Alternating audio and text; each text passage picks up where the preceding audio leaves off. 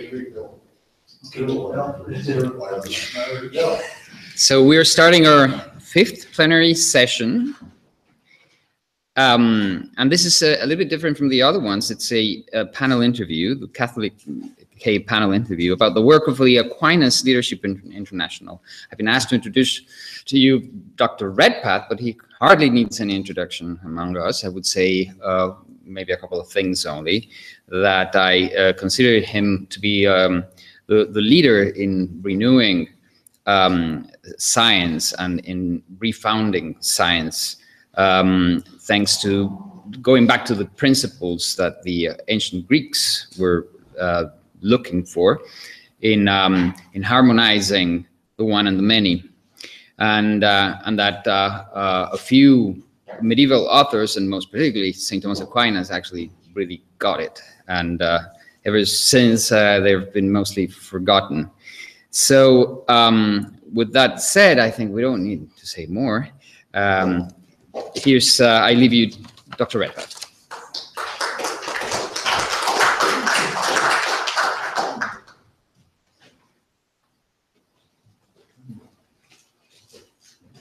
I had an email from Timothy O'Donnell that he had been in an accident a couple of days ago, and he's related to falling, and he's laid up, incapacitated, so he's not going to be able to be here to conduct the interview. I was hoping to be able to get him to call in and with questions, but he hasn't responded to my emails or to text messaging or phone messaging. So I think he's probably pretty he's probably pretty badly injured. But these are one of the opportunities for doing something even better than what we had originally planned. So we'll have this group discussion about the nature of this Aquinas Leadership International group and how we got it started. And I want to do so by making some comments about the original developments gestating over several decades with a number of individuals related to certain groups, and some of which are sponsoring this Congress, including we've talked about the Center for the Study of the Great Ideas. There's the International A.T.N. Gilson Society. I have some forms related to the International A.T.N. Gilson Society. Curtis Hancock and I were involved in forming the Gilson Society in the U.S. Years ago, and then the International A.T.N. Gilson Society in Warsaw in 2007. And one of the reasons we did this was because Gilson had a terrific influence on philosophy at the Catholic University of Lublin, among other places, and also in Warsaw. And Holy Apostles College and Seminary, which also had connection with the Lublin School of Thomism. The Priority Thinking Institute has been helpful to us. John Lyle is here going to do some polling with us today. Unhappily, John's partner in crime, Peter DeMarco, has had a family crisis. He's not going to be able to join us, but this is not unusual with our events. The satanic influences are constantly trying to undermine our work. Father Pavel is the editor of Studio Gilsoniana, this classical online journal. He also has hard copies. There's still a hard copy of the journal over there on the desk you can take a look at, and papers that we do at this Congress are published in the Studio Gilsoniana. The Catholic Education Foundation and Caritas Consulting have been very helpful to us. Joe Indelicato in Rochester, New York, and our friend Herbert London from the London Center for Policy Research. If any of you are not familiar with Herb London, Herb is an institute unto himself. Very often you'll find representatives from Herb's group on various TV news shows. He was president of the Hudson Institute out in Indianapolis for a number of years, among other things, and has been very helpful to us over the years. So I wanted to thank all of those groups right at the beginning. And regarding the remote roots of what we're doing today, this started to gestate with us in the 1980s. With me, to some extent, when I got involved with the American Maritime Association with Curtis Hancock, and I had read Maritain's Peasant of the Garonne, which he had written a few years after the end of the Second Vatican Council, and it was his last work, last book, and it had a kind of rocky reception.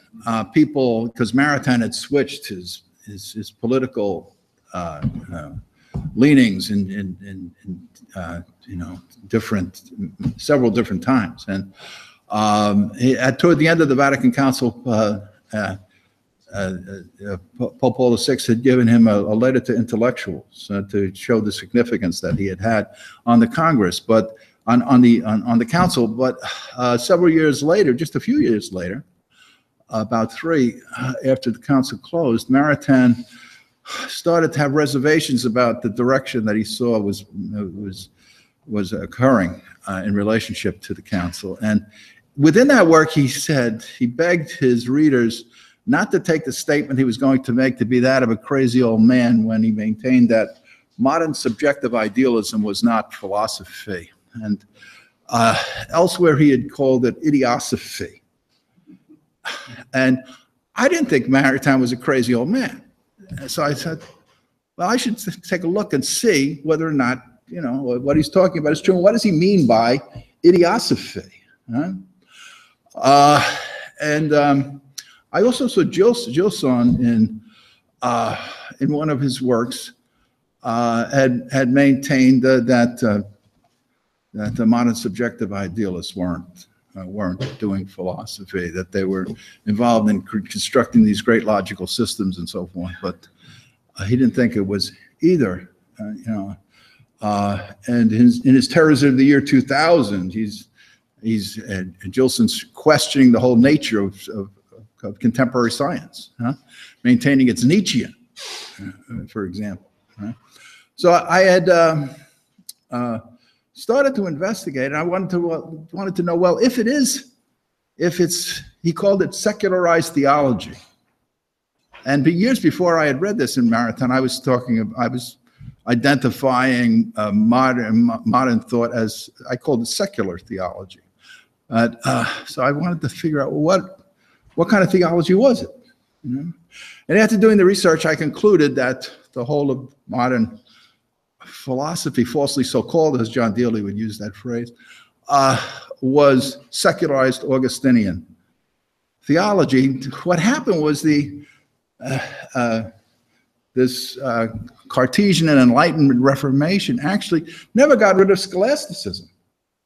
It embraced it in a higher secular form, considering, as Jerry Galgan had said, the universe to be a book, and that only, like the Renaissance humanists had maintained, poets could read it. They maintained, well, only mathematicians can read the book of nature, according to Galileo. And so in a strange way, modern Enlightenment thinkers had their own brand of secularized scholasticism, they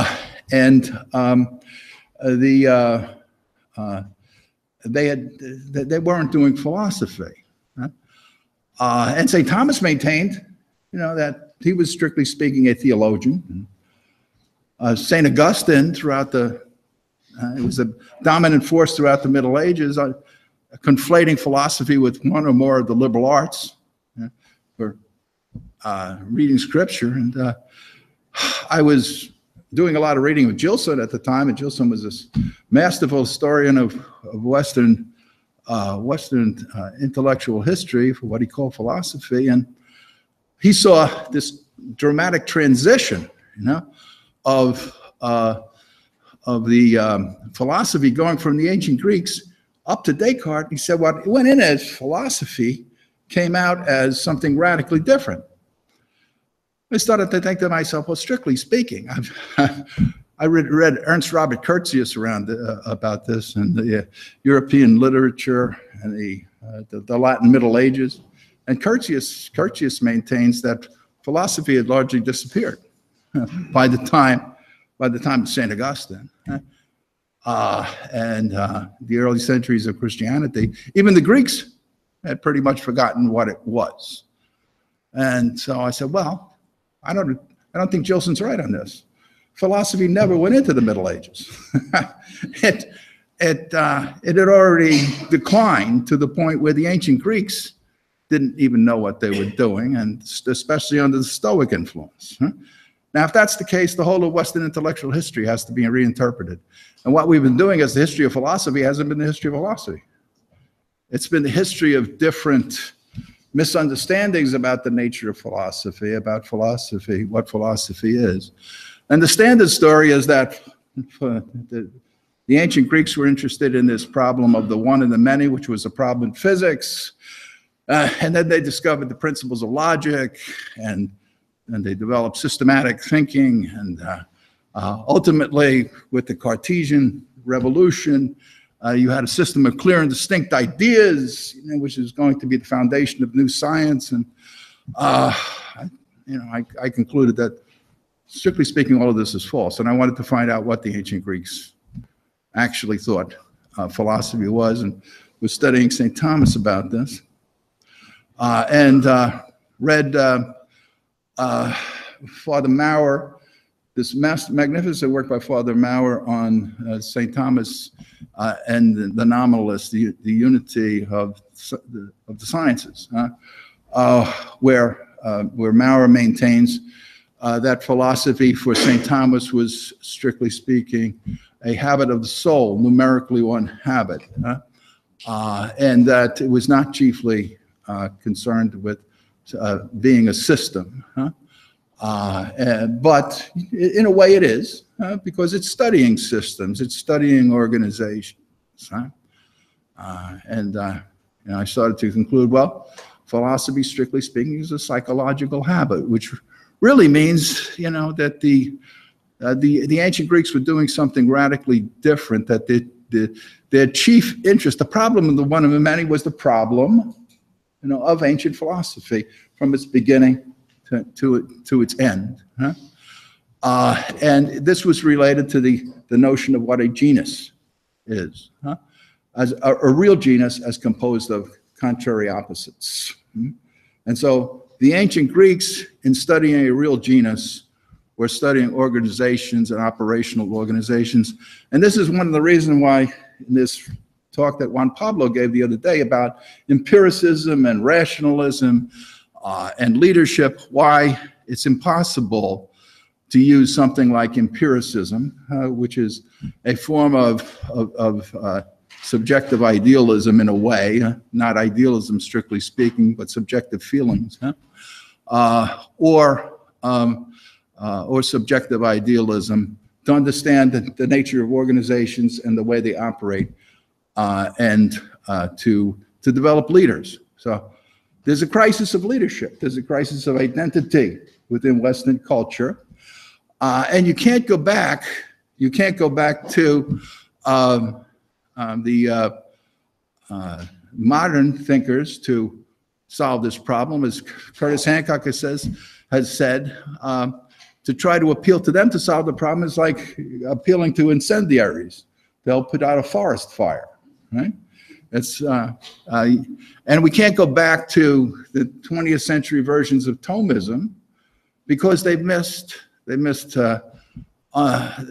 crucial principles that are needed to understand what the ancient Greeks were doing in order to do philosophy. So this is where Pope Benedict XVI comes in, and Pope Benedict, in his Regensburg address, in his Catholic University address, was talking about the need to have a new notion of logos, right? One which could was not so narrow, which had this reductionistic understanding of reason to positivism or to some sort of systematic logic, right? Neither of which can put us in touch with reason as both operating syllogistically and abstractly and concrete and commanding, because reason spans both of these. And conceiving of philosophy or studying it chiefly from the standpoint of apologetics is not going to get us there either. There's this tremendous influence among evangelical groups, especially today, to re-examine St. Thomas. And in doing that, they're making the same mistake that Catholics made during the 20th century of looking to logicians to solve the problem of what St. Thomas is talking about and what his philosophy is. Because Thomistic logicians don't tend to understand this. Especially when you get these people to try to explain to you what Thomistic ethics is, and so that's complicated by lawyers who are interested in studying St. Thomas's ethics from the standpoint of natural law, as if that's the sole principle in his magnificent moral psychology. Right? They miss, well, this is this recent work I did on the moral psychology of St. Thomas Aquinas, which Curtis Hancock has a copy of. So I thought Maritain was right. We've lost something. Joseph was right. We lost something. Adler was right about this. We separated science from wisdom. Right? Now, anybody who claims to be a scientist and separates science from wisdom cannot, strictly speaking, by that activity, be a scientist. I mean, how can you possibly do this? You're a fool. Strictly speaking, how can you be a scientist and a fool? It absolutely makes no sense, right, to do this. That's just one of a variety of different arguments. If science is chiefly a psychological habit, it's much more complicated than simply empirically testing hypotheses, right? Which mathematicians don't do. Right? For example, what makes contemporary science scientific? Strictly speaking, it's because it's mathematical. Right? But what does that have to do with empirical testing of hypotheses when that's, if you're talking about external sense verification, that's simply an argument. That's a premise within a syllogism that you're constructing, or to defend your claim that this is what science is. This is inadequate. So we had to come up with a new understanding of science, one that really goes back to the ancient Greeks, I think, and unites. The only way you can unite science and wisdom is to unite science and philosophy. Right? But to do that, you have to have a proper understanding of philosophy. Right? I maintain that utopian socialism is the metaphysics of the modern Enlightenment. That the problems that we have with our politics and our inability to develop prudential leaders is related to the fact that we constructed this fictional history as a substitute for metaphysics in order to justify the claim that the whole of truth is contained within mathematical physics. And this is false. Right? It's indefensible. And for us to examine, or to be interested in Thomism, to be interested in philosophy, simply from the purpose of engaging in apologetics in the sense of a dialectic, where we're going to defend ourselves against the claim that we're backward, because these people several centuries ago discovered science, is false. They never discovered science in the first place. What they're claiming to be science, strictly speaking, is not science. To make that claim, the knee-jerk reaction on the part of opponents would be, oh, well, you got to be a fundamentalist.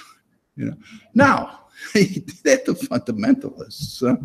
They've got this narrow, secularized, Augustinian view, right, of what science is, right? And they're trying to justify it by narratives about history, right? that are strictly speaking false. And there's a better understanding of science as a psychological habit, which accounts for the fact that some people can actually be interested in becoming scientists, that there's a whole psychology to becoming a philosopher scientist, that if you don't have, you can't possibly develop the interest in this activity. This involves a moral culture. The ancient Greeks, as Adler understood, were engaged in an enterprise. Right? It was only because they had developed a moral culture that enabled them to cooperate. That, as Plato says, even the band of brigands, right? They practiced justice toward each other and could start to engage in more or less democratic conversations. The appearance of democratic institutions, of an intellectual recognition that involved prudence, the psychology, the division of the soul, the tripart division of the soul, that started to give the ancient Greeks the cardinal moral virtues. That was the foundation of the moral order that constitutes the moral culture that's universal to the formation of any organization and its maintenance. So to defend your claim to possess science, you have to defend that moral culture. If you maintain it doesn't even exist in the first place, you have no justification for claiming to be a scientist. If you are undermining the very moral foundations, the cultural foundations for the existence of your discipline, how could you possibly be the best at it? When you're seeking through your principles, in principle, to destroy it. Can't be done. Right? So what is needed, what we've had to come up with, in order to reunite philosophy and science and wisdom, in order to establish global peace. That's the Pope Benedict is interested in doing. Maritain was interested in doing. Gilson was interested. Adler, coming out of the First World and Second World Wars and seeing the devastation. If you want to reestablish global peace, which is a chief interest of mine, I worked for a number of years with the Carnegie Council for Ethics and International Affairs related to this, but I don't think they have the principles by means of which they can solve these problems. You can't appeal to Peter Singer, for example, to solve these issues, right? Because he tends to be clueless with respect to what the nature of philosophy is, or prudence, or wisdom, or any of these. You can't use utilitarianism and so forth to solve these issues. That's not going to get you anywhere, right? You need the metaphysical and moral principles, right? And Thomists have recognized this, for decades during the 20th century. You can't solve the problem politically. Political conservatives, political liberals are not going to solve the problems because both of them are political liberals. They're utopian socialists, except that the Democrats, for example, the extreme of them, they recognize that they're socialists. The establishment Republicans don't recognize it. They use the same principles. All the truth lies in physical science. Hypothetical testing, empirical testing of hypotheses. And outside of that, you got opinions, enlightened opinions, more or less. Even science is an enlightened opinion. So the whole thing is a mess when you take a look at it. And something better has to be provided. A metaphysics, right? And an ethic that reinterprets the whole of philosophy as a habit of the soul, psychological activity, in terms of especially this principle that St. Thomas uses of cogitative reason, or particular reason, which enables reason to function both syllogistically, abstractly, and as a command and control principle. I was working on these three works over the past several years that I realized that the central importance that cogitative reason or particular reason. I'd seen this in the 1980s in doing work on St. Thomas's ethics, but it became precisely how it operated, I knew I had to come back to and work on. And so I've composed these different works on this as a starting point, right, for what I conceive of as the third wave of Thomism, somewhat like Plato's second voyage, kind of third wave Thomism, where the first wave is Leo XIII, recognizing that there's something in St. Thomas that will help to resolve the problems of modernity. And then you get these manual Thomisms that come out of that are not adequate, but are apologetic in nature, trying to stem the tide of the decline. And then these groundbreaking works by Maritain and Gilson and Adler, chiefly Cornelio Fabro in Italy, among others. Right? And there's great work by Fran O'Rourke toward the end of the 20th century on Pseudo-Dionysius and the metaphysics of Aquinas, where O'Rourke recognizes this importance of this principle of virtual quantity in St. Thomas, as did Father Crowley, Charles Bonaventure Crowley, in this magisterial work called Aristotelian Thomistic Philosophy of Measure and the International System of Units, a correlation between the philosophy of St. Thomas Aquinas and Aristotle. And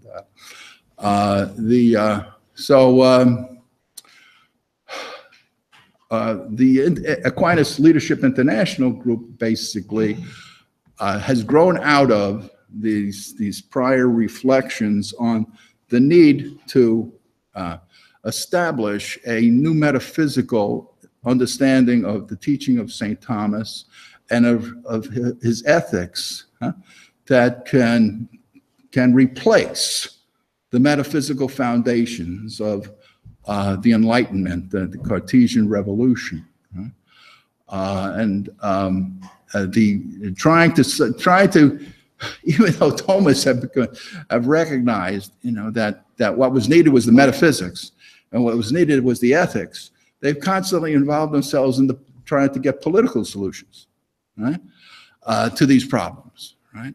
And I was waiting around for decades for people to write something. And saying, well, nobody's writing anything, right? Nobody's doing the metaphysics, nobody's doing the ethics that's needed as a starting point. Like Dealey said, you can't lead a revolution if you're applying the principles of the old regime. Now, it's not going to get you there. You have to replace those principles, right? And you have to replace them with something formidable, right? So that if people are seeking to attack you, right, it's not simply that you're saying, well, your arguments, are self-refuting, dialectically. That's not enough. Okay, you've got to have the positive understanding, right, of the nature of the activity, the nature of the organization, and challenge the opponents to prove you're wrong. Okay, so in writing these works, I don't consider myself to be doing, strictly speaking, philosophical activity. Right? I consider myself to be working more or less as a commentator, right? And just reading the text and reporting it. In fact, at times I would go over and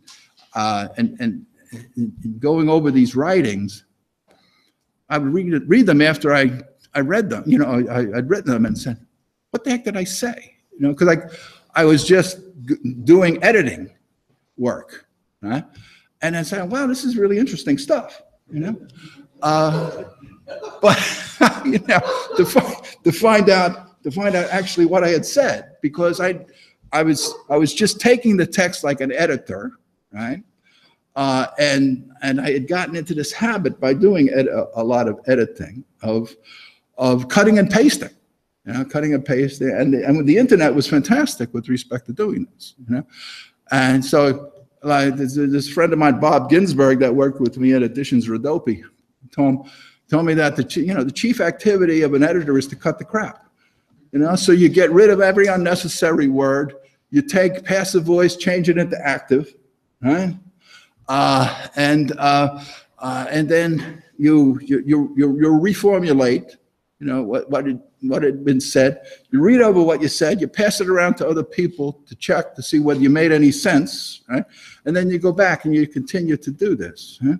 And after a while, the work comes together, and you can, it winds up saying something radically different from what you thought originally. So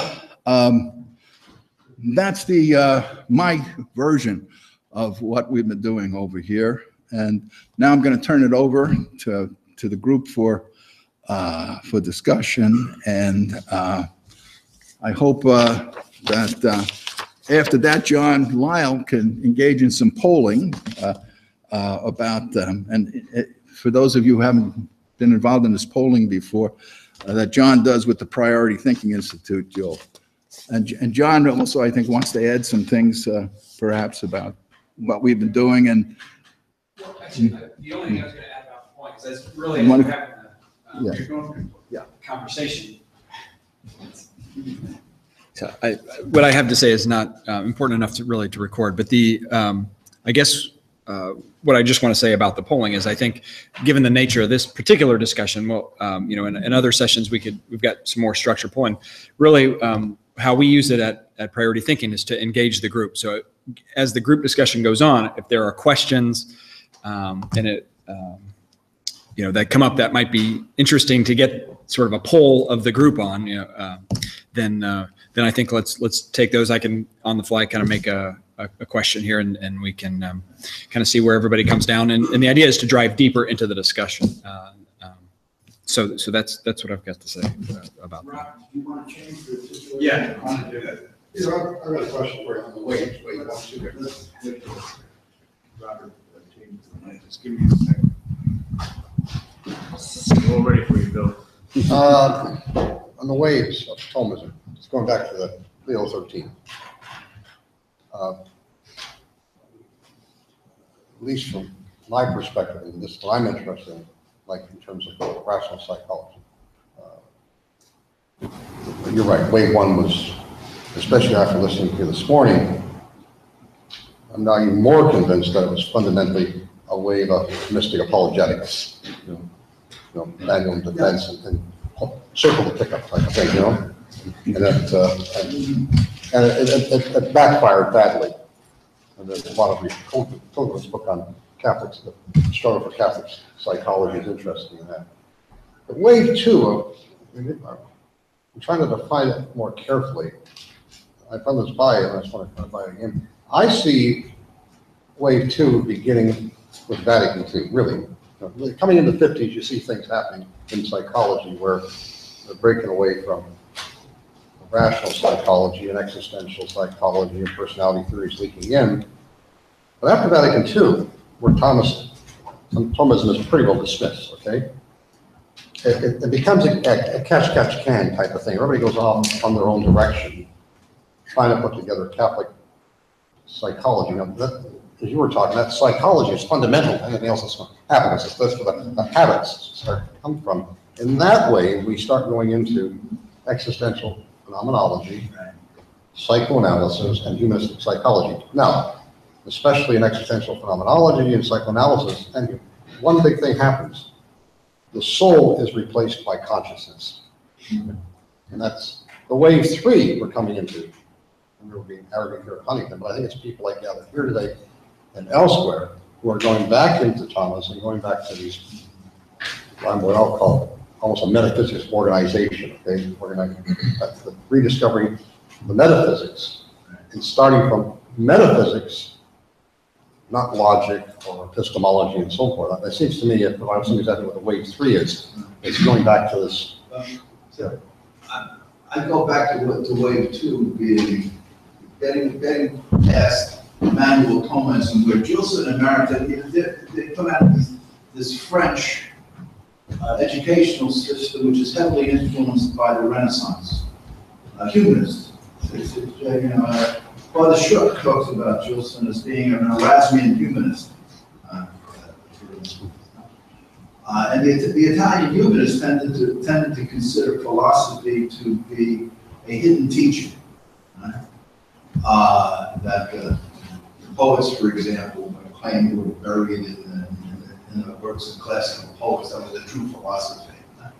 And so Gilson and Maritime, to a certain extent, when they're young, are looking at Thomism as a kind of a system of philosophy that had been universal to the Middle Ages. You know, and then as they study, they realize that this isn't true. In fact, in his Unity of Philosophical Experience, which he writes at the same time, about 1937, I think, where the Thomas realism and the critique of knowledge.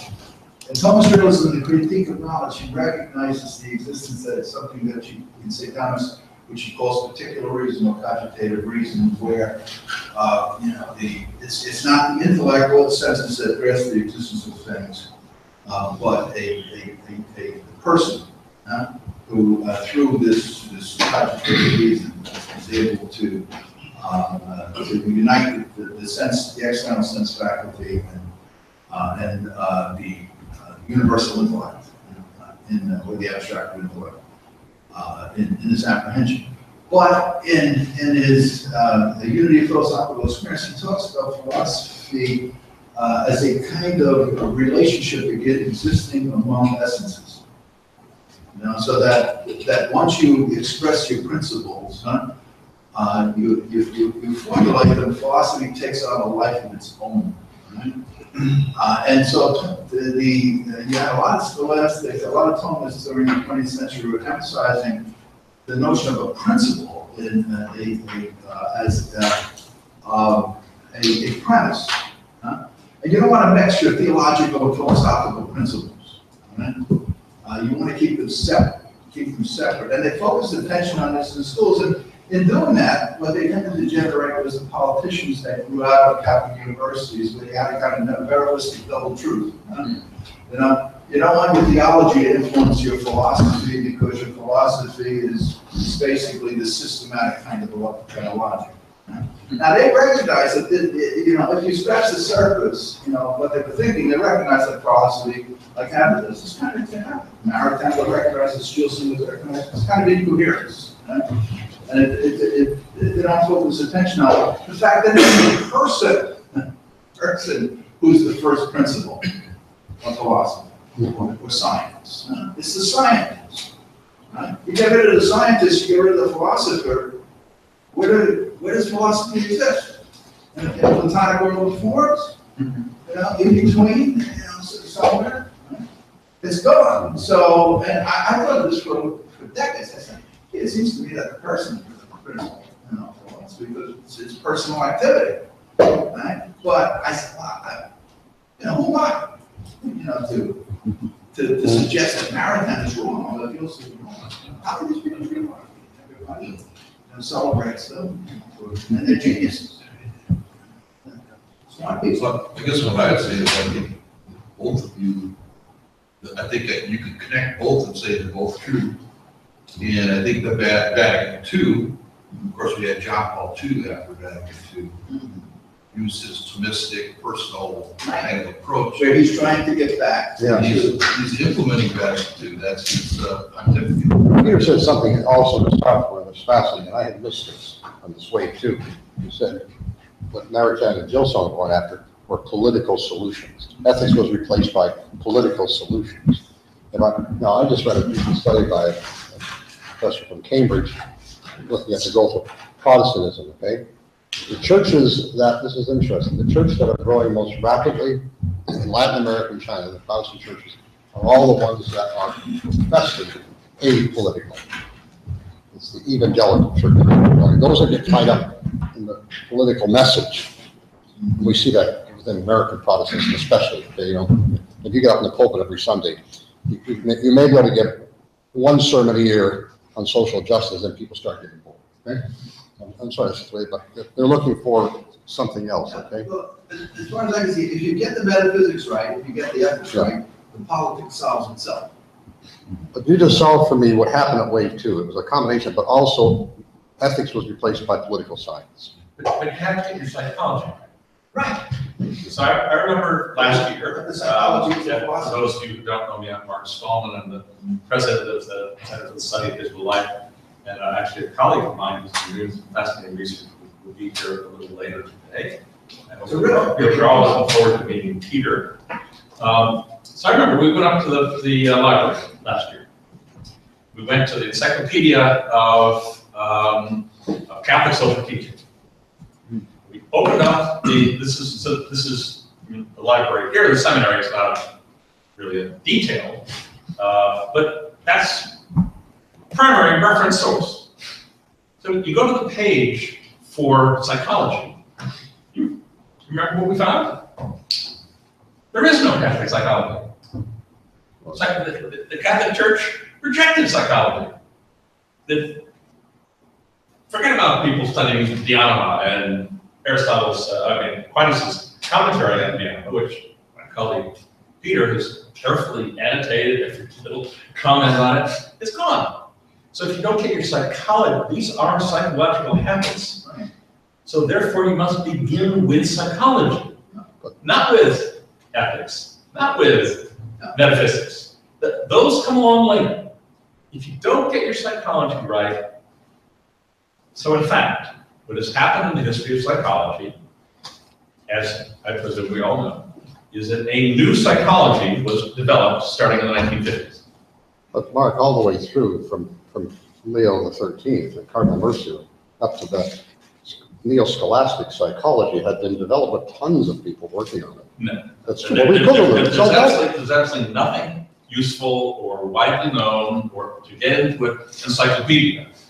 All of the money in psychology in our lifetimes has been devoted to something called cognitive psychology. And that investment, which is probably billions of dollars, has been spent on that topic, is the dominant psychology of the wider world that we're dealing with. So we put together. That's correct, because it's based in materialism, and that's the majority of secular universities are. I agree with you. Material. Yeah, but it's actually not materialism. When we use words like materialism and metaphysics and ethics, we're lost. There's something far more concrete involved here with cognitive psychology. Cognitive psychology grows out of exactly one thing: the attempt to demonstrate how human beings can be modeled like a computer. And the reason for this is political. If, in fact, human beings can be modeled as if they were a machine, then they can be programmed. So we've had now our entire lifetimes. I'm 69, there may be some older people in the room here, but effectively our entire lifetimes, we've lived under a regime that has been promoting a psychology of how do we control behaviors? How do we program behaviors? And that then becomes, as opposed to various philosophical or metaphysical or ethical or theological constructs, that becomes the enemy. It's back home. But it doesn't matter what you call it. No, it doesn't matter what you call it. No, it doesn't matter what you call it. President. But that doesn't, nobody cares. Mark, let's go back to where you started. I have to correct you on this. This is very important. Robert Kugelman's just written a massive work. Okay, before you talk on this topic, it has to be read, on the history of Catholic psychology. He's a Catholic psychologist out of Texas. Who wrote the book? Robert Kugelman. Yes, I know Robert Kugelman. Well, then if you I talked at length with Robert Kugelman. Well, he gives the who's whole at history. the University of Dallas. And his conclusion is there is no Catholic psychology. No, it's not. I talked with him at great length about this. He's the one who sent me to Magna Arnold as the only person who he thought qualified as attempting to build a Thomistic psychology, Catholic psychology. She's almost completely unknown. I have the full stack of her books. I've read through it. It's absolutely fascinating. Wonderful woman. There's a lovely interview with her, oral history interview with her, how I got into all of this. It is absent. It is vacant. No one pays any attention. There is only one Catholic psychology, and that's Thomistic psychology, rational psychology by Aristotle and Thomas. That's the only one there is. Everything else is a crossover with that. That's fundamental. Okay, there's a Catholic psychology written by Thomas Aquinas, and everything else is a crossover with that. That's all there is. That's the reason why There are we're some good Thomistic psychological works. There are I don't think so. Oh, Well, I've scoured this. I've read it. we can't discuss with this. Very good. I have to refer to one, I forget that.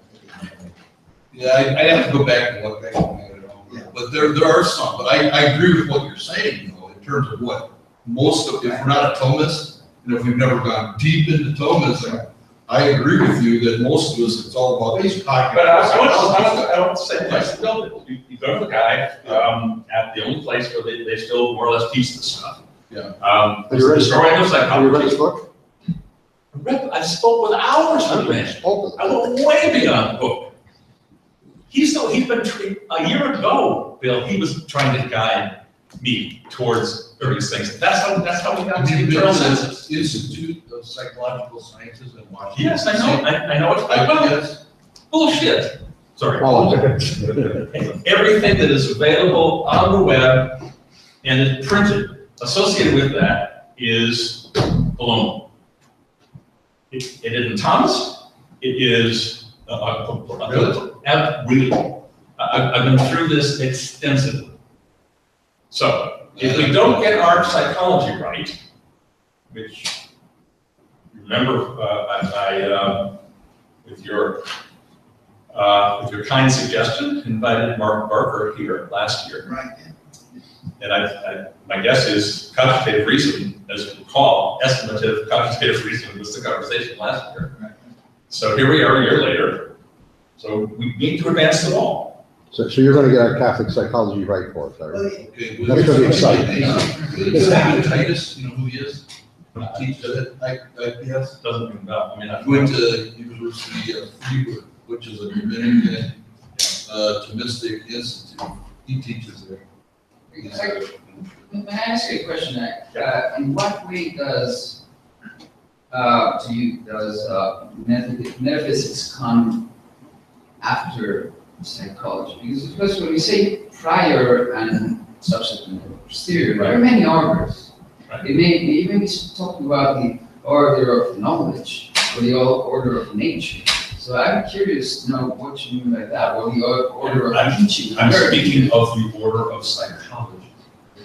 Well, of course, in the order of psychology, the principles of psychology are going to be first, but those are based on other principles. And in fact, the principles of psychology cannot be explained by psychology itself. There has to be some other science that explains those. And ultimately, that's going to be metaphysics. So again, Ultimately, but you don't begin there, you get there ultimately. When you need thorough, detailed explanations of the psychology which you are putting together, that is precisely where you go. But how do you bring a psychology that is, reasonable and valid and true if you do not compare? In this room, if you do not compare it to the principles that determine whether it is valid or not. I mean, it's not based on principles. It's based on something quite. It's not based on principles, it's based on nothing, because the smaller it becomes greater in the end. The anima is where it begins. It's a metaphysical term. Yes, Metaphysical term. but at least the anima is based on potency and act, on the one and the many. That's metaphysics. It's a kind of form, it's a metaphysical term. Even Aristotle, in talking about metaphysics, is talking about the habit of the soul. And he has to, at the beginning of the metaphysics, as you're pointing out, to talk about the faculty of psychology. As the external senses and the inclinations to know. All human beings desire to know, right? So underlying metaphysics is a psychological activity, so you can't divorce the metaphysical principle from the psychological principle. I'm not trying to divorce anything from anything. I'm simply trying to highlight priorities. Right. Yeah. So to the extent that we're attempting to prioritize, Right. So in the order of You have research, that's what prior- you're saying. So that's all I'm asking, you know? Yeah. In the order of research, we should start with psychology rather than metaphysics. Yes. Okay. Well, there is. And in particular, I believe, start with Aquinas' commentary on the Anima as the ground of that psychology. And you were absolutely correct when you read that commentary. It's filled with metaphysics. So you're then compelled to sort out all the rest of this. But the text for this, if you will, for me, a colleague will speak for himself. It turns out to be Aquinas' commentary, not just on the Anima, but on the Parva Naturalis. Aquinas' commentary on the Parva is absolutely mind-blowing for modern application. That's my suggestion. And also in modern application, I mean, Pablo has 20 books, and the first book starts with the animal, with the soul, and then goes into perceptions, and then goes into metaphysics, and then continues the way, but it's very much But the Parva Naturalis, by the way, is 9 smaller treatises that typically are attached and meant to be sort of appendices to the Anima. And as it turns out, English translations of Aquinas' commentary are only relatively recent. So this is now available to all of us and is to use a psychological term, mind-blowing. That's not the only place in psychology. I mean, the Summa Theologica has a lot of psychology. Thomas's epistemology, and you can get philosophical psychology Thomist texts that talk about philosophical psychology from a Thomist standpoint. How we know, abstraction, the various agents with, you know, the passive and active intellect and all these things.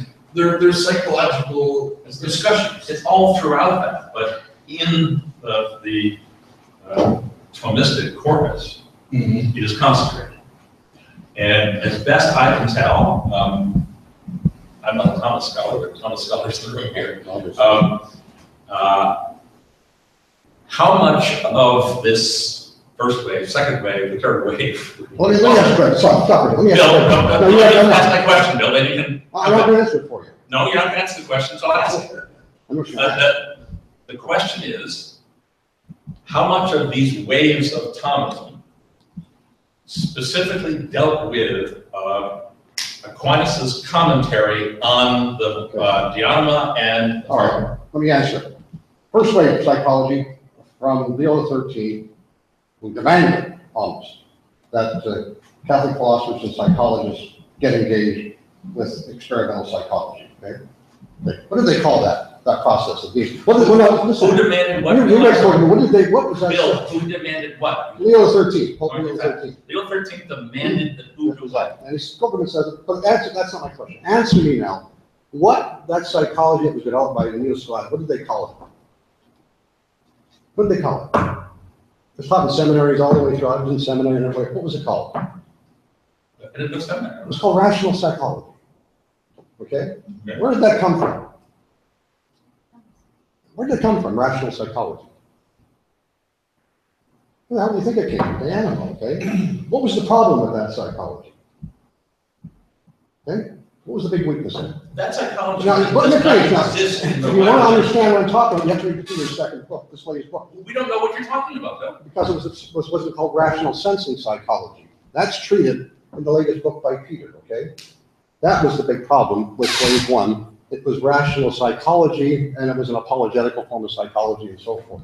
Okay, it had a limited view of the animal. We all know that, okay? The psychology that I'm aware of that came out of, if in fact there was a Leo XIII requirement that people study experimental psychology. The first I didn't Catholic- study, he encouraged strongly that Bill, let me finish. scholars should be writing on it. Let me finish. The first Catholic, as best I can tell, who went to study experimental psychology with Wundt was Joseph Marical in Louvain. And what did Joseph Marical do with that? He turned it into book which we can all get in English translation, The Psychology of the Mystics. I've read it, it's nonsense, but go ahead. That is the outcome, if there was such a request on the part of Leo, that is the outcome of it. It became, and I wasn't here before when you apparently came to the conclusion, in apologetics for mysticism. That's a really important part of what happened in the early 20th century in the Catholic Church, particularly with Maritain, as we all know. Again, I'm not a Maritain scholar, I presume there are some in the room here. Jacques Maritain and his Russian Jewish wife agreed to commit suicide until they were informed that if they became Catholics, they could become mystics. Their first spiritual director told them not to do it.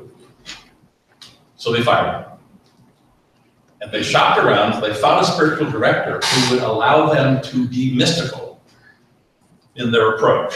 And so if there's an apologetic for mysticism, which is embedded within this early 20th century psychology, as expressed by Joseph Maritain, and I think Maritain, that's one of the important avenues taking us off of the weeds. Well, Bergson said Maritain. I wouldn't go on Martel. He's kind From of suicide. essentials. See, the problem, There's very little that goes wrong. Look to your as part. Bill is trying to indicate here, the problem of the approach taken by Thomists in the first wave of Thomism, manual Thomism, is that they did not recognize that philosophy and science for the ancient Greeks begins with sense wonder. Gilson recognizes this in Thomas Realism and the Critique of Knowledge, that there is one first principle for the ancient Greeks related to philosophy. Philosophy doesn't start with discovery of the principle of non-contradiction, and its first principle is sense wonder, and sense wonder is born within the faculty of cogitative reason, which the Thomists of the 20th century did not focus attention on. They focus attention on the human imagination, the sense memory to some extent, the common sense faculty, but they did not recognize the crucial importance of cogitative reason. One of the people who did the most extensive research in that was John Keats. And a lot of his students in Houston. And St. Thomas got that influence from Avicenna, working on this problem. So they could not have had the foundations for what Bill is talking about, a rational sensing psychology, a psychology that even Maritain had this problem where he tends to think it's the intellect that puts us in touch with the existence of. Well, it's actually quite fascinating. In 1952, Maritain gave perhaps his most important lecture at the National Gallery of Art in Washington, D.C. It was then rapidly published after that as Creative Intuition, which I'm sure people here know more about than I. On page 115 of the hardback and 78 of the paperback, I know this because we would go over this in some detail, there's a drawing. Remember, Maritain loved to do his drawings. So he would try to take all the words, tens of thousands of words, and condense them into a picture. Where's all those words? So there's a lovely picture in which the soul is a point from which three concentric cones descend. Various other things are grayed out. So the external cone is the intellect. You're right. The internal cone are the external senses. What's the intermediary? Because we're doing dealing here too, right? We're trying to figure out what goes between the outside world and the inside world.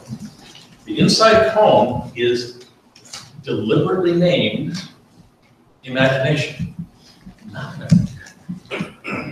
not cogitative reason. So there's a, this is 52, Maritain, and you go back to degrees of knowledge, it's there from the beginning. Maritain got it wrong.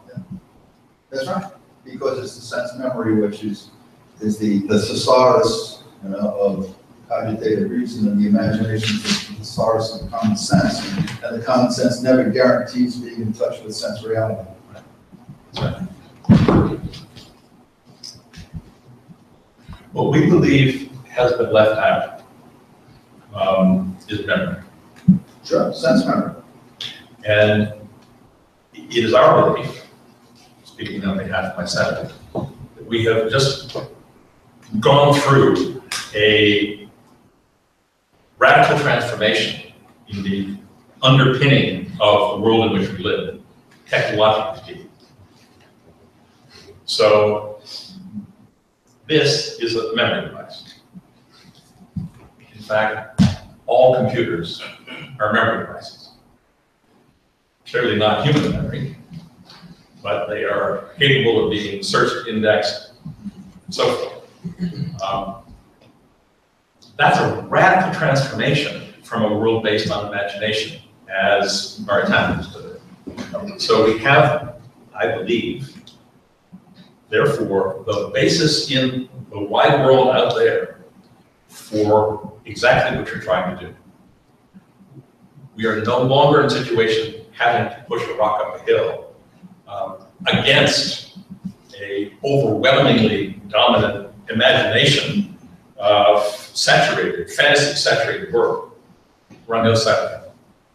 And on the other side of the hill, this is why I'm participating here, because I think what you're doing is enormously valuable on the other side of the hill.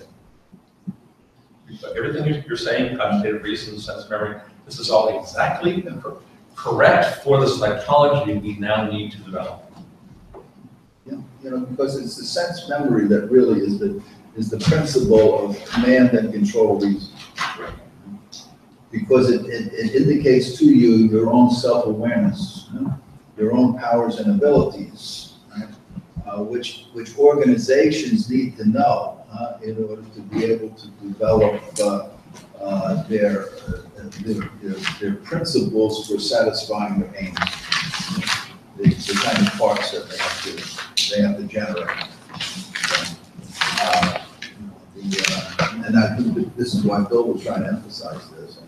It's critical. You know, So, do you see sense memory as a part of, as a soul power, or is it an organ soul? It's a faculty that is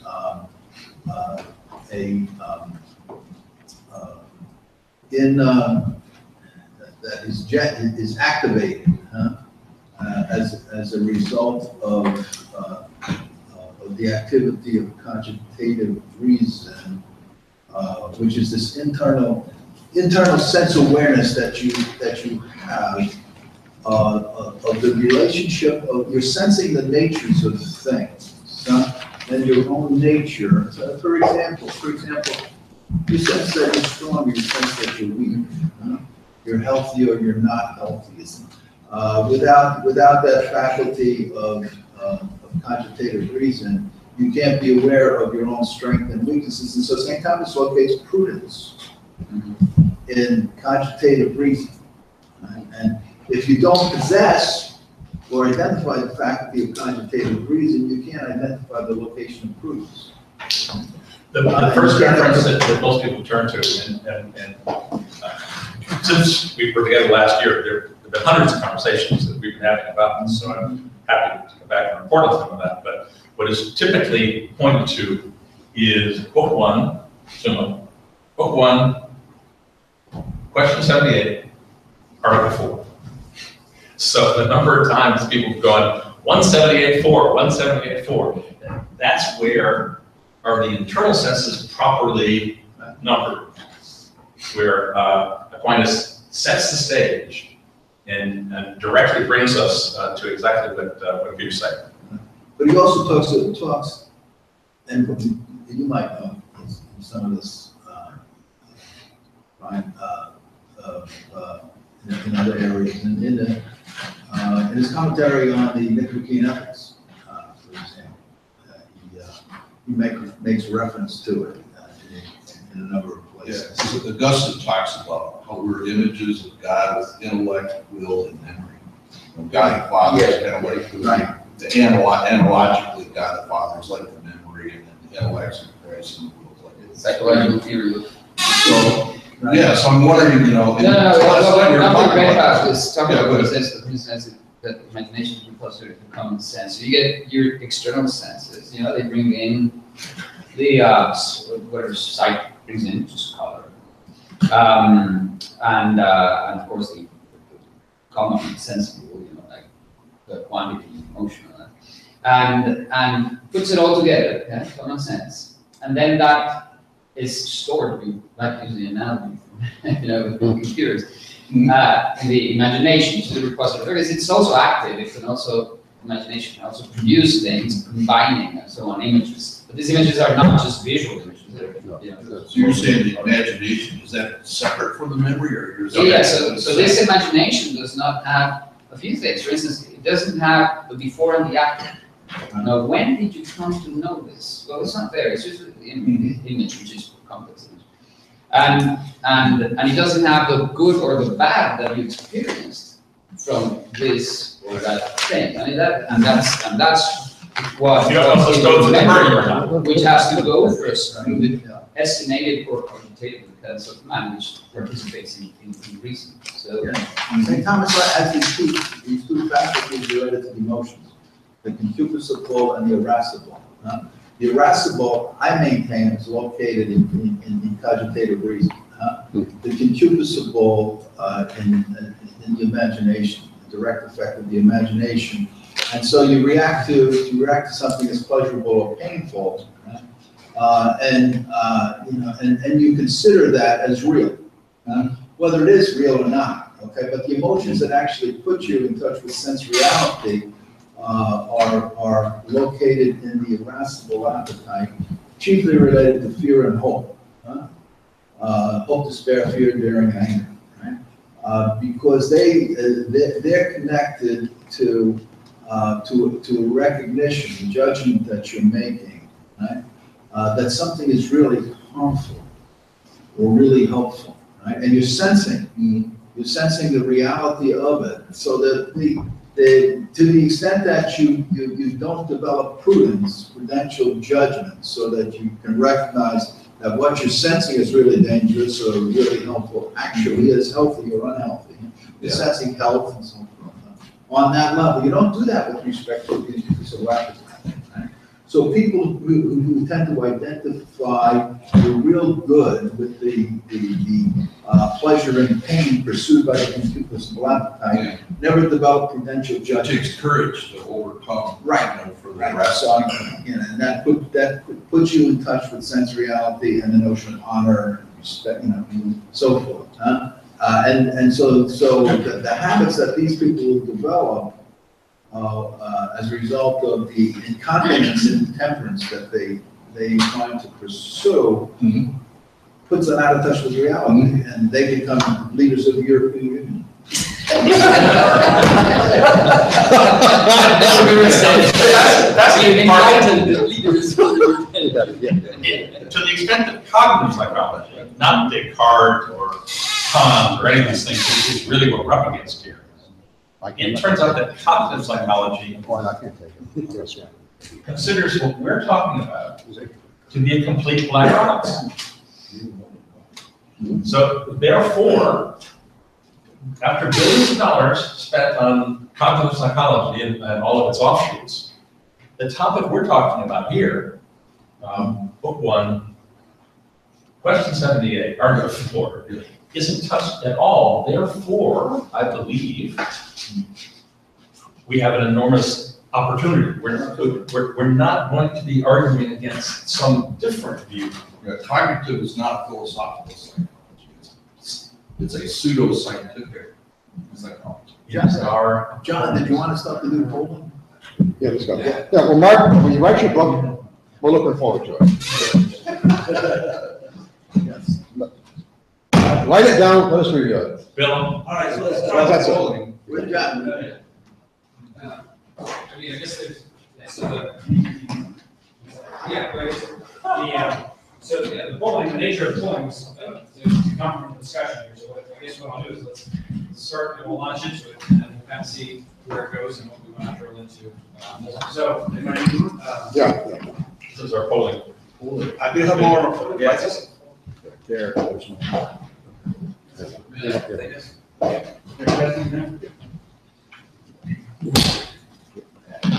that? Where you guys starting?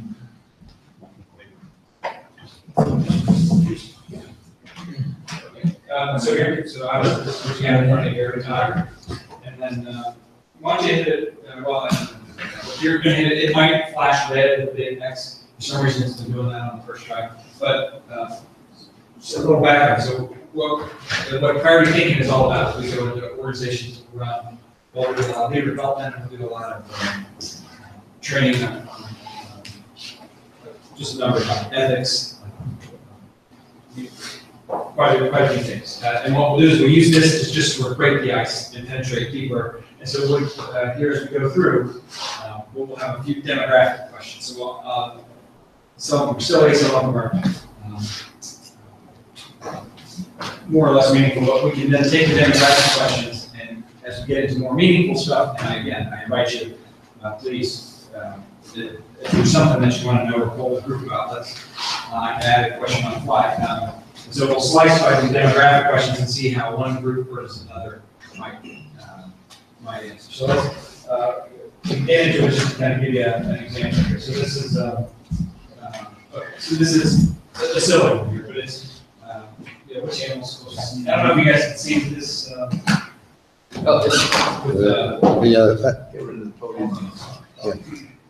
Get the IT guy here to move that, would you please?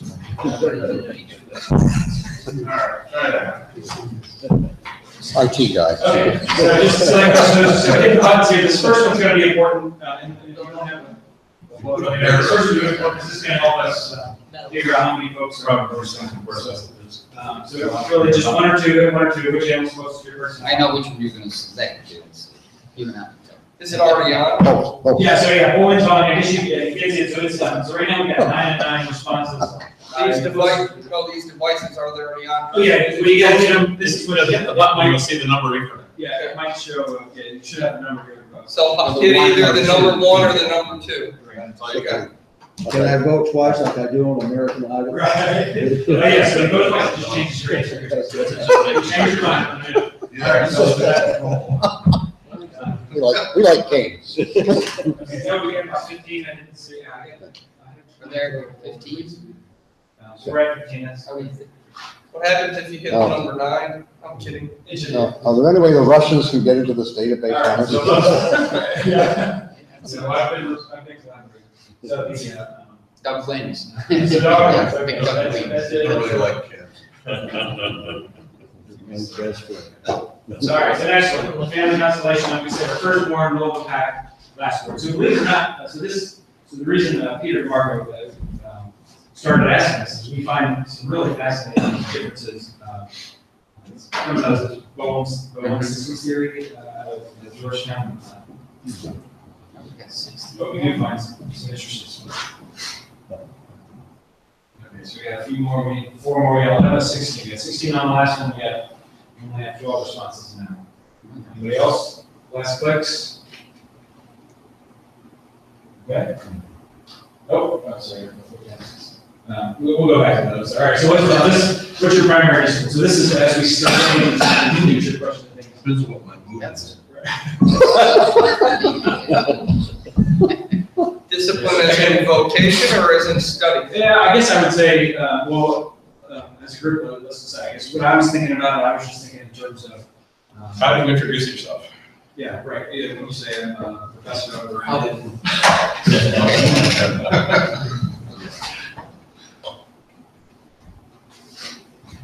Right. Okay, all right, so we got 14, one last one, if you can get it in. All right, so 53% plus, which is 27%. And 13. All right, so now here's the, just to kind of give you a little example of what we're going to use some of these questions for here. So now we can slice. So So we'll select, okay, so this is, so what I sliced right is it's not showing it on screen there. So this is the dog lovers, how the dog lovers break down as opposed to,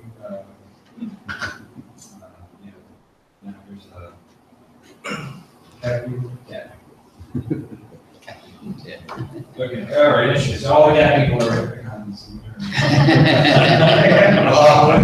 Those are the mystics. Right. They're All right, so that's. Airballs. All right, so now, again, really, what I'm really looking for is what questions does the group want to penetrate into here deeper? I wasn't sure where this discussion is going to go, so there's not a lot of incredibly substantive questions here. We can use this throughout the next couple of days. But so leaders are 100% born, 75-20. So this is, of course, the nature nurture debate here. And get a bit more to the nub of one solution. Well, we all know what Aristotle believed, don't we? Yeah. I don't know, do we all know? Should we ask that? Just arguing for consistency. All right, 14 responses, last chance. Okay, oh, interesting. So, on our 43%, so I'd say 75% made. That's right. That's the true answer. So that- That's the truth. That's interesting. Number 4 is the truth. I'm not biased. So in other words, Really up to it. 75% of your natural capacity is. All right, so now this is if you're paying attention. All right.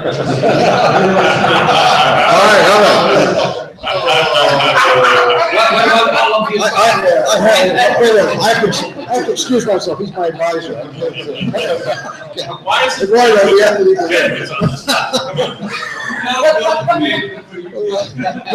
Eduardo, you have to leave the room because. Yeah, sorry. Bias. They will know.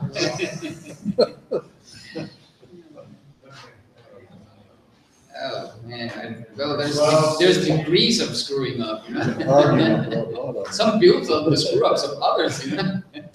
I had to put it in. All right, 30 to 60, last chance. All right.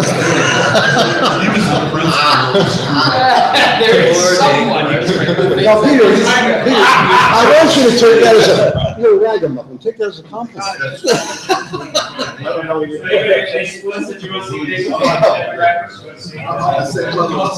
You put yourself on that. I don't know how many cat people think that Dr. Redpath scripted us. Oh, so it was a cat person.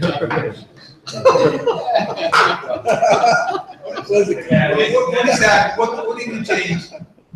Why do cat people? Divided it. Among the cat people, they're divided between big and Then I cross tabs. Red pass is 0. I'm sorry, I switched to dogs. That's dogs, right? Oh, Of course, dogs. Dog people. Dogs are right. Okay. No, sorry, just trying to get back to that page. Top of that. All right, so we're on the site. Before I moved on, was there anything else you wanted to? No, that's,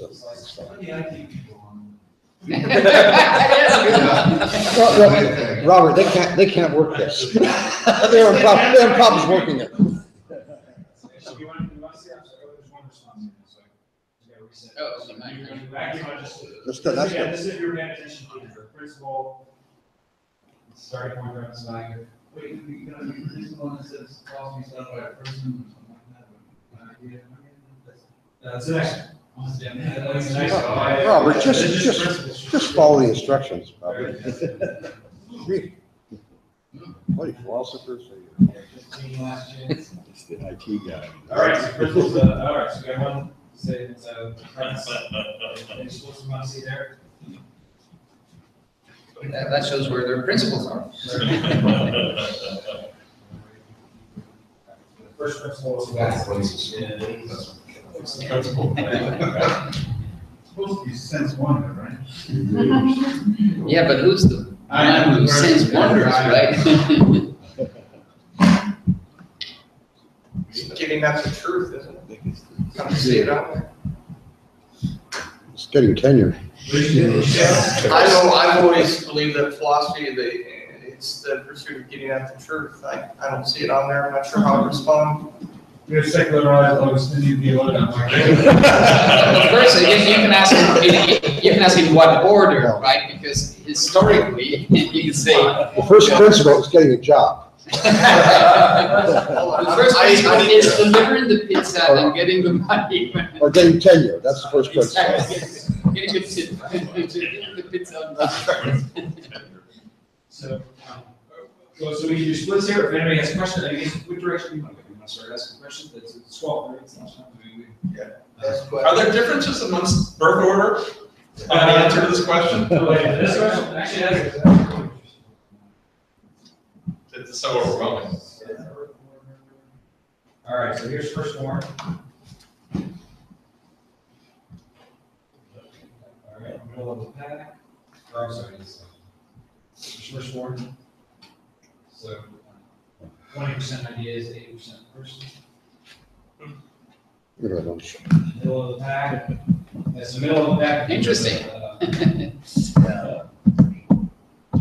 last.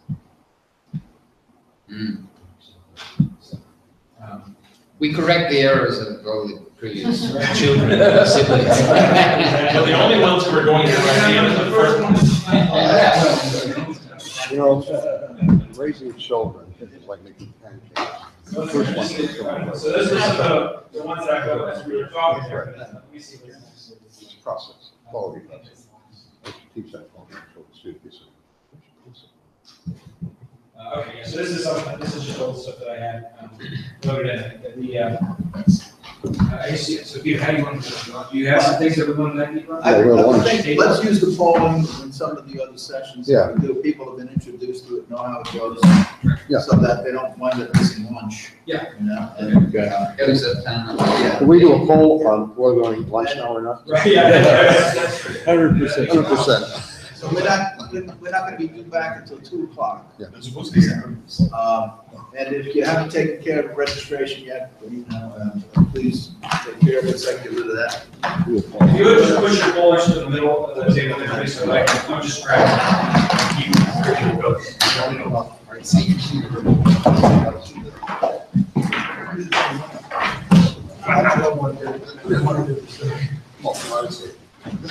Well,